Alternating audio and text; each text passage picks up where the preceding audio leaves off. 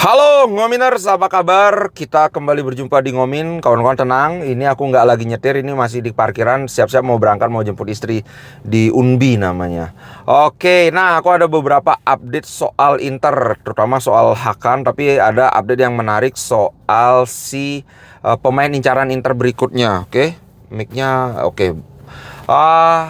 Ada dua kabar yang berlawanan nih. Intinya adalah setelah Anje Yohan Boni diresmikan, ini buat kawan-kawan yang masih khawatir kemarin, kok Yohan Boni belum diresmikan padahal katanya sudah medical udah kelar, tenang. Jadi kemarin apa 2 hari yang lalu itu sudah resmi, sudah fotoan di meja pecel lele, sudah diumumkan juga. Jadi kawan-kawan bisa tenang ya. Nah, kembali ke topik, setelah Anje Yohan Boni dikabarkan Inter itu akan mengincar 2 nama besar. Yang satu bilang sumbernya begitu, 2 nama besar untuk posisi gelandang dan back. Nah, ada berita lain bilang bahwa hanya akan 1 nama besar antara gelandangnya yang bagus atau backnya yang bagus.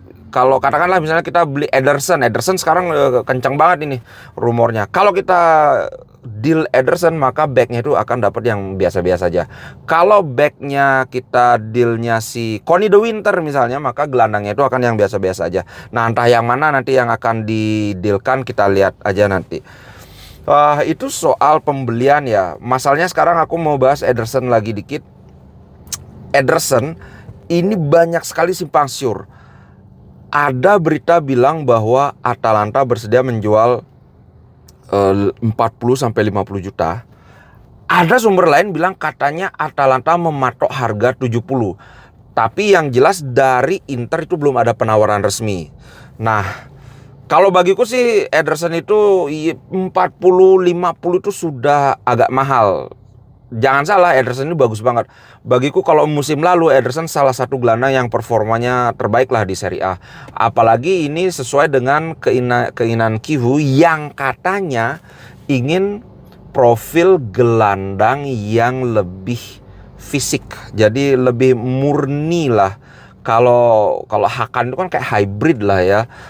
Intinya dulu pernah aku bahas, kalau Hakan pergi, Kivu ingin penggantinya itu yang nggak kayak Hakan. Intinya lebih kayak, mungkin kayak Cambiaso gitu loh, yang lebih fokus bertahan. Karena ini lagi semakin menguatkan dugaan ke arah Kivu akan mengganti formasi Inter ke 3-4-2-1. Apalagi di pertandingan terakhir juga kelihatan 3-5-2 nggak berjalan, diganti jadi 3-4-2-1, makin hidup permainan Inter. So, kita lihat, kalau aku sih udahlah 3-5-2 itu udah Inzaghi ininya, nggak usah lah kita ngotot di sana. Oke. Nah, itu soal Ederson ya. Aku sebenarnya daripada Ederson, kalau pilihannya cuma satu ya, satu back yang bagus banget atau gelandang yang bagus banget, aku akan pilih back yang bagus banget. Karena berkali-kali aku udah bilang concern kita adalah pertahanan. Masalah terbesar di Inter di musim lalu yang kita zero tituli itu adalah pertahanan kita terlalu apa ya? Terlalu rapuh, terlalu gampang kehilangan fokus, terlalu gampang melakukan kesalahan. Dan aku ngelihat nama-nama besar, bukan nama besar ya, punggawa Inter yang bikin Inter itu kokoh banget di 2 musim lalu itu sudah mulai menunjukkan penurunan. Acerbi pun udah kelihatan menurun. Masih levelnya atas, tapi kelihatan Acerbi itu udah menurun. Darmian ada penurunan tapi lebih sedikit lah. Plus Acerbi itu udah cedera aja. Kalau De Vrij, aku ngeliat justru De Vrij itu konsisten. Tapi konsisten sebagai seorang backup. Nah, kita perlu back itu yang back kualitas starter. Nah, bagiku sekarang nama yang paling aku excited itu adalah Connie De Winter. Kalau Leoni, come on man. Leoni bagus tapi belum jadi ini pemain. Apalagi dibandingkan dengan Connie De Winter, duel udara kalah jauh si Leoni. Cuman Leoni ini aku lihat kalau dari highlight itu dia punya kecepatan yang oke. Kalau kawan-kawan ingat gimana dulu Inzaghi mau beli Kabal, mau Thiago Jallo, bahwa karena katanya Inzaghi ingin permainan Inter itu lebih tinggi garis pertahanannya. Kalau garis pertahanan tinggi, kita mutlak perlu back yang bisa larinya kenceng. Karena itu akan banyak skenario di mana kita kena serangan balik, back itu harus adu sprint dengan ujung tombak lawan. Ujung tombak itu maksudnya yang melakukan serangan balik gitu. So kalau si Leoni kayaknya masuk di bidang itu, tapi aku tetap lebih excited dengan siapa namanya, Connie the Winter, karena dari speed jelas lebih kencang dari Acerbi, lebih kencang dari The Fry, lebih kencang dari Pavard kayaknya sih ya. Kalau Pavard aku nggak terlalu yakin sih. Nah itu sekarang kita bahas Hakan. Ini tambah berlarut-larut.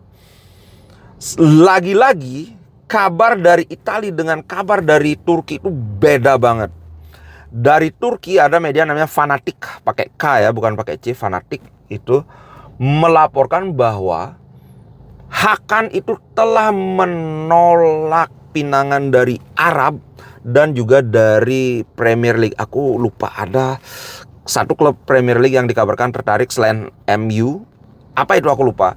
Itu katanya ditolak. Hakan hanya ingin ke Galatasaray. Apakah ini cuma isapan jempol aja? Aku terus terang susah untuk menilai. Nah, itu yang dari media Turki. Nah, dari Sport Mediaset itu mengabarkan bahwa Hakan membantah bahwa dia nge-push, istilahnya apa ya, mendorong agar terjadinya transfer itu. Bahwa intinya bahwa Hakan katanya udah ngomong ke manajemen, itu katanya dibantah oleh Hakan. Tapi lagi-lagi aku tidak melihat ada kutipan resmi dari mulutnya Hakan langsung. Jadi ini Sport Mediaset, ini adalah media Italia. Dia melaporkan bahwa mereka mendapat info dari orang dekat Hakan bahwa Hakan membantah. Nah, nggak bener gitu.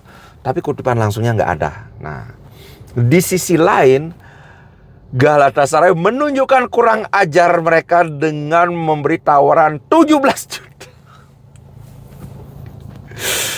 Gila, sekelas Hakan 17 juta loh. Maksudnya literally Hakan itu adalah gelandang bertahan terbaik di Serie A dalam 3 musim terakhir sih menurutku. Dalam 3 musim terakhir, bahkan musim lalu aku ngelihat gelandang bertahan itu Hakan yang paling bagus. Kemudian di dunia nggak banyak gelandang bertahan yang lebih bagus dari Hakan. Mungkin Rodri, mungkin loh ya, karena kalau kita lihat, tapi Rodri kan musim kemarin dia cedera banyak. Oke lah Rodri tetap, kalau kita lihat ya, kita lihat 3 musim terakhir ya. Mungkin Kimmich, tapi kalau bagiku Kimmich dan Hakan itu ada di posisi yang seimbang. Siapa lagi gelandang bertahan yang lebih bagus dari Hakan?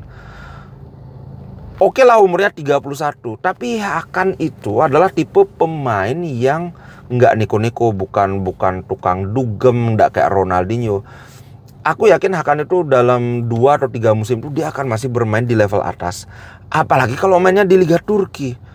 17 juta enak aja. Sebenarnya aku pengen ngamuk-ngamuk baru baca berita. Ini bukan rumor loh ya. Sebelumnya kan rumor Galatasaray hanya mau bayar 15 juta. Nah, sekarang yang 17 juta ini adalah tawaran resmi dari Galatasaray. Ya dikabarkan Inter masih menolak. Enak aja. Nah, sampai sekarang itu dikabarkan belum ada pembicaraan antara Hakan dan manajemen. Maksudnya pembicaraan resmi ya, mungkin kayak chat-chatan mungkin orang enggak kok kayak gitu. Tapi pembicaraan resmi dalam setting formal itu belum ada. Nah, yang menarik adalah ada bantahan lagi tentang soal Hakan sudah berbicara dengan Lautaro Martinez untuk mengklirkan masalah omongannya Lautaro itu. Nah, itu ternyata katanya nggak bener. Waduh, gimana ini? So, itu aja untuk update kali ini. Mungkin nanti kalau ada update yang lebih apa ya, lebih maju atau update lebih banyak lagi, aku akan sampaikan. Itu dulu guys. Ciao, sampai jumpa.